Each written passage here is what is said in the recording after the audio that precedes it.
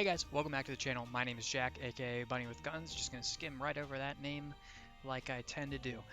Yep, today we are back. This is the Binding of Isaac. I have been hyping this one up a little bit because it is my favorite game of all time. So to set the stage, story-wise, of what goes on in this game, it is another roguelite, obviously. It is about a kid named Isaac who is basically trying to escape from his crazy mother who has essentially lost her mind and believes that God is speaking to her and telling her to sacrifice her child. I understand that that is very weird. It also just has a bunch of strange items and characters. Yeah, as you can see here, I've already beaten the game many times through. I just thought it would be a fun one because it's something I'm actually not that bad at. I mean, it has been a hot minute since I played it, especially played it from the beginning like I intend on doing here. Um, but I think it's a little bit more potentially interesting as opposed to the other games that I'm more learning.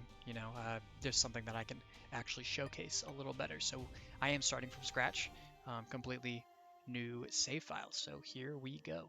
It is heavily inspired by, like classic Legend of Zelda, dungeon crawling kind of stuff. Really just got a boss right off this room. Well, this is technically a mini boss. Yeah, so as you can see, Isaac is the child character. He does fight with his tears, which is absolutely tragic. The one big thing is while this is easily, yeah, it's my favorite game of all time. I love it, everything about it. Um, I've at this point, I don't really pay that much attention to the story, the larger implications. I am just more of a gameplay guy in general. Um, yeah, so other stuff that's going on, you got all the stats on the left side of the screen. The very top one is speed, which is going to get upgraded by this. Then you got range, rate of fire, shot speed, damage, luck, and then devil deal chance and angel deal chance. That was a very unfortunate bomb. Basically, that means if I perform well throughout the floors, I will get a chance to take deals, or the devil deals are I literally get to exchange HP for potential really good items, or the angel deals are stuff you get typically for free, but the items have a little bit more high risk, high reward kind of, where I guess really it's more some of them aren't that great, but some of them are amazing. So it's a really interesting setup, and yeah, like I said, I don't personally concern myself too much with the larger lore at this point. So I do think that recording this video right now is surprisingly risky compared to the other ones. I mean that in a joking way. I am just getting off of recording a podcast with my friend and cousin Adam. If you know who I am, then you probably know that Adam and I are basically, we do everything together, and one of those things just happens to be the ultimate white guy move of starting a podcast, pop culture podcast specifically. We hadn't recorded an episode in like 2 years, but oh, this item's so good. This gives you a charge shot, so as you can see, I can just hold it there. Yeah, so a couple years ago, we started this podcast just casually talking about fun movies, TV shows, etc. What we're talking about, or what we are just interested in. Then we both ended up going to college. We got a little bit busy and distracted, but now that we got all this downtime, we decided just to bring it back and have some fun. I'm sure some of you guys are actually coming from the podcast. I know I referenced it, or the channel, on the last one, and give myself a little bit of a shameless plug. And I noticed I got some more views and subscribers pretty much right after that went up, so thank you guys for showing up. And for those of you who have only seen the videos so far and are interested, potentially I will include the link to our podcast in the channel, or in the channel description. It is called Shmeepcast. It's that's Shmeepcast. It appears on basically all the podcast stuff. So if you just are interested in hearing some people talk about movies, life, TV show, games, everything that's going on just in general, go ahead and check that out. So we did beat our first boss without taking damage. That's a pretty easy one. The full card, it teleports you back to spawn. All the tarot cards and the playing cards just are little like added abilities, kind of stuff that are like one-time use. And the stars card teleports you to your treasure room, which is the golden room that gives you an item. This first run is going to be a little bit shorter because the as you progress through the game, you unlock more bosses. So the game, like, it ends pretty early on this first run, especially. You can only go to the mom boss fight. There are 2 mom boss fights, but the first one is, I think, like the 5th floor. Um, so we won't be seeing as much here at the moment. But yeah, so this first episode back of the podcast, we're calling it season 2 just because there's been such a separation. These pills also have random effects, but they're like half the time good, half the time bad. That was a very good one, so I'm happy I decided to take that chance. Yeah, this first episode back, we decided to more focus on just what we've been up to recently over the past like 2 years, and just like this most recent segment of all of our lives where um, free time has been abundant for everybody. Okay. One little note. So you see in the bottom left, I have the 100% chance on the devil deal. So as long as I don't take red heart damage, which you can see in the top left, there are red hearts, there are soul hearts, there are other types of hearts that we'll see later. As long as the red hearts do not get hit, I have a 100% chance on this second floor to get a deal with the devil, which, although it sounds bad in a moral sense, it is really good in terms of winning the run. So you just gotta compromise your values a little bit there. Yeah, so we've just been talking about what we've been up to recently.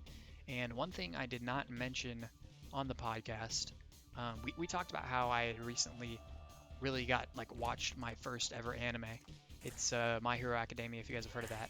I personally just am not a anime guy. You know, I do consider myself a pretty big pop culture buff in general. I watch a lot of movies and TV, that kind of stuff, but just anime's never really been my cup of tea. But My Hero is actually Adam's favorite show, so he's always been suggesting it to me. And I found some extra free time, ran through it on Hulu, and I ended up enjoying it. So if you want to hear a little bit more about my opinions there, you can just check out the podcast episode. But one thing I did not discuss in the podcast that I had recently checked out was like I think a lot of other people have recently hopped on the Avatar: The Last Airbender hype train. It definitely, I understand, like, I've always heard that the show is amazing and I've never doubted it. I 100% have faith in it, actually. It's just one of those things, like, we all have content that is just, like, on our list of shame that we just haven't had an opportunity to really check out. But now that it's on Netflix, I was finally able to give it a go. And surprise, it is amazing. And you know, it really highlights something that has always interested me. I think I'm gonna go ahead and fight the boss right now, just so I don't lose the heart and screw up my chance to deal with the devil. Got Larry Jr. here. He's not that hard of a boss, just a little unpredictable. Yeah, but The Last Airbender really highlighted an interesting idea, or like kind of concept that's always um, been relevant to me, and it's the idea that for some reason people just discount the validity of animated shows. I honestly thought the game paused right there because everything stopped and got quiet at the same time. Yeah, how animated shows, and I guess kid shows specifically. Oh my god, we got the best item in the game on the first run. Let's go. Brimstone is this insane laser beam. It's gonna help us just really coast to the end here. I'm just gonna pop this to save a key just for fun. Oh my gosh. Okay, I guess it comes and it goes. We got like the worst possible item room. These have an actual item like 9 out of 10 times. Actually, probably more than that. And we didn't get it. I'm gonna keep the speed upgrade. Yeah, you know, I've always felt like people just really like just 100% associate animated shows. We also want to fill up this donation machine because it unlocks items over the course of time. People just discount the validity of animated shows and animated movies and just kid stuff. And I think that this show, it's one of those shows that is just sneakily able to cover a lot of complex topics. The idea of just like how like it's pretty crazy that it's a kid show. Like, don't get me wrong, it is 100%. It has a lot of like childish kind of jokes and antics and that kind of stuff. But the fact that it like covers like this complex issue of like war and how it affects families and all kinds of other stuff, that's just one of the big themes that I've recognized is pretty impressive. And you know, I've always been, can't believe I dodged that without taking damage. I've always been a huge champion of, you know, Pixar and Disney movies and how they really go beyond the kid label, and how they express some themes that you really don't see in a lot of other media. I think a good example is the sequel to Wreck-It Ralph. Wreck-It Ralph is probably my favorite Pixar movie. No, probably Incredibles too. But Wreck-It Ralph is definitely up there. And the sequel, I think it got some pretty um, middling reviews, probably a little bit like polarizing. But just the theme of like toxic friendship and dependency on people and kind of like all that stuff that appears in that movie is absolutely fantastic. And it's like just something that you really don't expect to see in kids movies.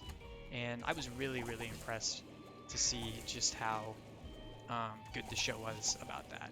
And I think like a lot of um, kids shows have been great about creating content that is like colorful and has like childish humor that appeals to kids while also stimulating like adult viewers. Earlier this year, one of my other friends suggested to me a TV show called Over the Garden Wall, which is a Cartoon Network show created by the same guy who created Adventure Time. And I'd never heard of it. I guess maybe I'd heard of it, but it really, I guess in my brain, it really felt like it came and went. Short, like one season show that was, I really had no idea what it was about. And gosh, like when I say I've never seen a kid's show like that, like I can't like explain it enough. Like they did such an interesting job of combining like really horror elements into a show that is in the end built for kids, and like it absolutely sucked me in. I finished the whole thing in like the minimum possible. I think I've watched the entire thing at like one desk shift while I was working on campus, which I'm allowed to do before you call my bus and yell at me. We're allowed to watch shows as long as we're paying attention. All right. Moving on here. Right now we have just the perfect run to allow me to just talk about random nonsense while also playing the game. If you look in the top right, normally we have our map there, but we got a curse. You can just get random curses on floors. And Curse of the Unknown, or I think this is Curse of the Unknown. I don't know, they all have random names that can be confused for each other. But this curse basically takes away our map, and gosh, I get lost all the time with this one. As you can see, we have a 30% chance of getting our Devil Deal, so I wouldn't really bank on it here. Also, really the only way to get an Angel Deal is to ignore the Devil Deal on the first floor, which I did not do because I just can't possibly pass up the best item in the game. Temperance gives you this Blood Bank, which you can exchange hearts for money. I'm just going to throw it down real quick because we can essentially just get some free money on this heart. Lemon Party drops, I think you guys saw me like use it on the last floor a couple times, but it drops a little like pool that does damage. What do we got here? One makes you larger. It just literally makes your character larger. I don't even think it changes the hitbox. It just makes the appearance larger, which you can literally pop that pill up to like as many times as you want, and your character can end up filling up the whole screen. That's pretty nuts. Yeah, I mean, other than that, I really just over break haven't been up to a whole lot of stuff. We talk about how we've gotten into D&D, which is the topic that, I mean, it really, it's interesting because D&D is something that at this point, I pretty much love it. This might, no, that does not give me HP. Yeah, it's a topic that interests me personally, and I absolutely love it. It's a really fun game to play, but I also I feel like extended enough from the community where I can understand that it is just a topic that will instantly make like probably 2/3 of people you're talking to completely tune out. It's unfortunate, but just like for whatever reason, over the decades, it's just a topic that has been kind of, I don't know, hated, turned into like the ultimate nerd thing. And people try to forcibly remove themselves from it in any way possible. Which I agree is very, very unfortunate, but you know, what are you gonna do? So yeah, like I said earlier, a little risky recording this right after a podcast where I talked about nonsense for 50 minutes because I just feel absolutely tapped commentary-wise. I mean, there's only so much I can, I mean, normally I feel like I would be in a better spot to do this, but with you guys will eventually learn what these items are doing, or like, I don't know, I do feel like I'm enough of an authority on this game where you can just trust my opinion on items. This thing, if you use it, it takes all your hearts, so it sends out one really long strong shot. It's basically not good in this situation just because I don't want to take red heart damage. This is just an item changer, obviously, that you can use to switch up the item that you're getting offered. This, I don't even remember what this item does. It's been a while since I played the game. And, yeah, okay. So yeah, I don't really know exactly. I feel like I'd have more topics to talk about if I was interacting more with people outside. One thing that happened recently, the one time I did venture into the great unknown over the past few weeks, I was out, like I just was on a walk and I decided to pick up some food from a local restaurant and, oh geez, there goes the double deal. We have 0.5% for this room, but after we leave this room, the chance increases a little bit as well. Yeah, while I was walking around, I decided to stop and get a drink as well. And I went to a local convenience store. And I walked in, just grabbed a drink, and like headed right to the counter. And like, no, it's impossible to deny at this point. And in quarantine, I had been basically starved for any social interaction. Like I mean, I've been talking to like my parents and the people I live with, and some other people that I like play video games with or whatever. But just an interaction with a random person is so rare nowadays. So I was not prepared for what was to come next. Essentially, I walked in, bought like a drink that cost less than $1, and the receipt, for whatever reason, was longer than my arm, which I never understand with those places. And yeah, the woman was really nice, and she swiped the card or whatever, and she like held her hand out to give me the receipt, and she asked me, she's like, "You want your receipt?" And I said no, and but at the same time that I said no, I extended my hand as if I was going to take the receipt from her because I wasn't really paying attention to what I was doing or saying. And this just was a fatal mistake because off the rip, I could tell she was extremely confused and uncomfortable, as was I, because neither of us really knew what I was doing here. And so as I noticed that I was quickly hitting the point where there was no turning back and I had to do something, yeah, the donation machine jams sometimes and it's really frustrating. I was realizing that I had to think quick, had to think on my feet. And so the greatest thing I could think to say in that situation was, or no. First, the action came first, where the only thing I could think to do was just continue extending my arm and basically snatch the receipt out of this girl's hand as fast and as forcibly as possible to kind of make up for how slow my hand was moving before. And that was essentially just unbelievably jarring to both of us because neither of us really knew what I was doing. We unlocked Lazarus. This item is going to do damage to me, but this run is so busted there's no reason not to pick it up. Yeah, and yeah, so I snatched it out of her hand, and at that point, obviously moving too fast, I realized that I had to think quick and figure out what words were going to match this unbelievably weird action that I had decided to impose on this woman. The only words that came to my head, unfortunately, were, "It's mine, thank you," and I stormed out of the store. Not before realizing that I had made this woman extremely uncomfortable, maybe even feeling a little threatened at this point, because there was not a single point in that conversation where my physical actions matched the words that I was saying or the tone that I was attempting to set. And you know, it's a funny story looking back, but it also is a burned bridge because it's going to be a long time before I step foot in that Big Lots again. Is Big Lots even a convenience store? Is convenience just a term where I get like, I don't know, I feel like Walmart is convenient, but I guess it's that's hardly a topic for now. It's larger than a single man could tackle in a 20-minute video. Yeah, so this game will probably be over pretty soon. I'm trying to decide if I want to do another run after this, but like I said, I'm pretty tapped on conversation-wise, even though I'm still spewing out random words in my mouth. I did realize doing the podcast today just how much easier it is to have a stream of consciousness going when you're bouncing off of somebody as opposed to just trying to do it on your own. I feel like what I'm doing now is just the most bold form of improv where I'm talking to myself and I kind of have to assume like what you guys might be thinking at the time, and it's really weird and impossible to really kind of understand how this is going to be taken. So I'm going to go through a little summary of what we got going on here. This big green thing that is flying around, that's Bob's brain, which is literally just, if it hits an enemy, it'll explode. The reason I said it's dangerous is because it might just hit an enemy that is directly next to me, and I am not immune to the damage. The other item, yeah, you see on the right side, it has like a list of the most recent items we picked up. The thing next to Bob's brain on the list is called egg sack bombs. Um, I think that just means if I drop like a bomb, I'll do one as like an example. Like here, I'm looking for a secret room potentially.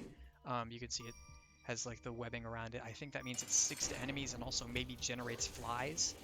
Um, flies and spiders are kind of a big aspect of this game. You can get items or get tier effects that can make it so your shots generate flies. Flies do like 1.5 times your damage per fly, and I think spiders do like 2 damage, or 2 times your damage per fly. So they can be pretty good depending on the build you got going. I'm pretty sure taking some bad damage here. That's gonna be hard dodge. Made it past. Yeah, I'm pretty sure the parasitoid tiers that I picked up earlier, the little blue fly, does a similar thing. As you can see with that guy, I think one interesting thing about this game that is kind of a really big take it or leave it is just the design of the enemies. Here's some spiders that I was talking about. It's got a really stylized, interesting way of creating people. And by that I mean it's potentially disgusting to a lot of people. There's some wild stuff they got going here. I realized that when I was playing the creator of this game made a board game adaptation of it called Four Souls, which is really, really interesting. Very unique take on the board game style. And it's a lot of fun. And of course I bought it because I'm just a huge fanboy for this series.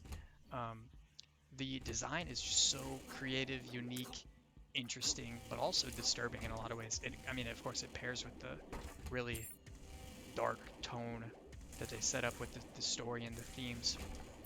But I mean, I've just grown to love it. I think the design is really, really creative and interesting. But then again, the fact that I picked up a dog's head to make it so my tears do 2 times damage is a concept that will completely fly over like half the people's heads who are watching this video right now. It's interesting, being that I think for the most part in my personal life, the friends that I've created aren't as plugged into like the gaming sphere as I am. And I mean, I'm not like, I don't know, that plugged in really. What I'm saying is like a lot of people that I'm friends with don't like play video games necessarily, and like really it's not something we like talk about.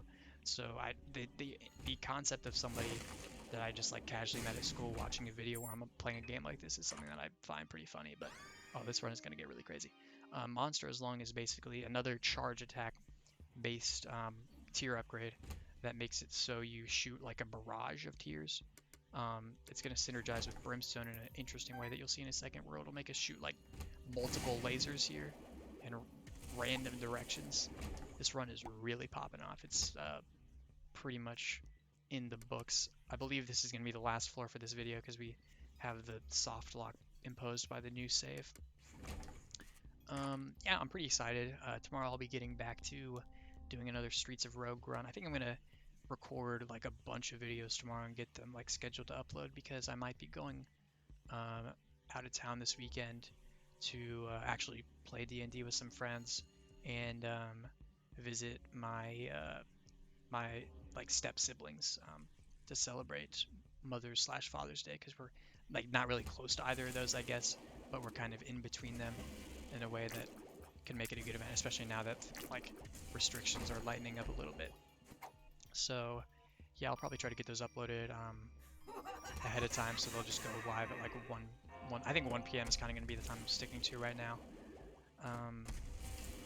I've also been interested in potentially looking into live streaming, because I think that is something that kind of goes hand in hand with the YouTube kind of sphere. And I am really interested. I think that live streaming for me might personally work for like longer form games that are like story based. I haven't even talked about what my like spacebar item, or the item in the top left. So a spacebar item is basically a something you can use, and it gets charged from room to room. And yeah, so this is a 6-room charge after 6 rooms. Oh, got a little bit of cutscene. His mother, fueled with The desire to serve her god was bearing down on Isaac. "I will do as I'm told, my lord. I love you above all else," Isaac's mother repeated to herself. This was the end of the line for Isaac. His mother was far too strong for him. But just as he accepted his fate, God intervened, sending an angel down from above to stop his mother's hand. And just like that, it was over.